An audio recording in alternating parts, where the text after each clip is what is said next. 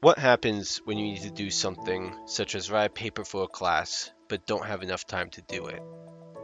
Well, naturally, you probably get stressed.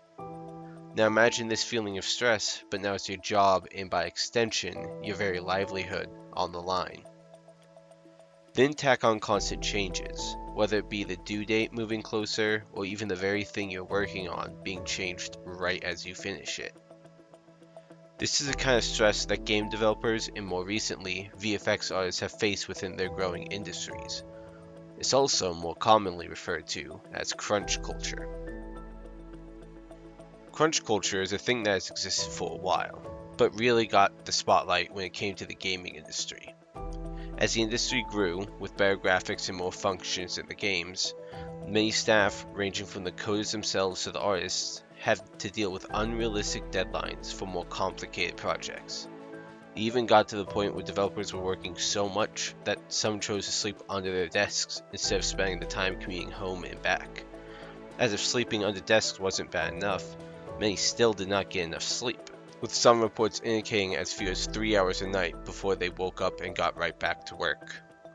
More recently, these situations have been getting better for game developers, but the same can't be said for VFX artists in the movie industry with absolute certainty. The most popular offender as of now is Marvel Studios, which is easy to understand with the Marvel Cinematic Universe's notoriously big budget productions, whether that be movies or their more recent TV shows.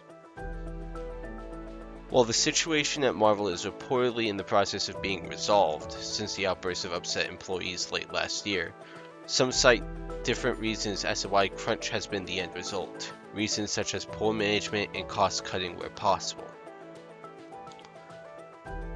Poor management can mean a lot of things, whether it's bad allocation of resources or someone being in charge who doesn't know what they're doing.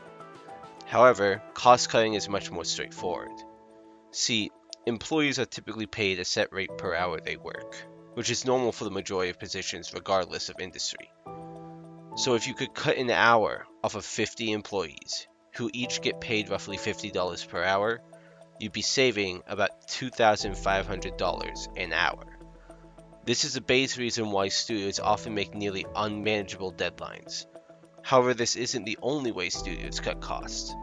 Marvel reportedly pays their VFX artists nearly 20% less than other studios, which means that on top of stress, employees aren't even being compensated the same amount for their time as they would elsewhere. Ultimately, regardless of the current solutions taking place, this sort of treatment of employees is unreasonable and unethical, as such levels of stress and exhaustion can be extremely detrimental to their health, both mental and physical. This kind of treatment cannot be allowed to continue in any industry going forward. In the end, the real reason crunch is occurring is due to the ignorance of those in charge of these productions, who are unaware that with big projects, much more time is needed to produce an end result of the same quality as prior, less complex projects did. For example, Captain America: The First Avenger required significantly less CGI and other visual effects than Avengers Endgame. And even though our technology is getting better at doing certain tasks faster, it's still not fast enough to meet these unrealistic expectations set by the studio heads, who most likely have never spent a day watching the processes that go into their productions. It really does come down to the fact that the studio heads need to understand that by giving their artists more time to work on the project, they're going to end up with a better end result, something that will really impress their audience.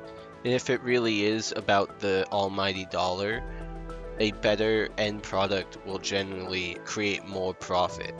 Hopefully, the film industry will, or has already, learned this lesson much quicker than the game industry did. And perhaps we'll see VFX artists given due time and compensation for their craft.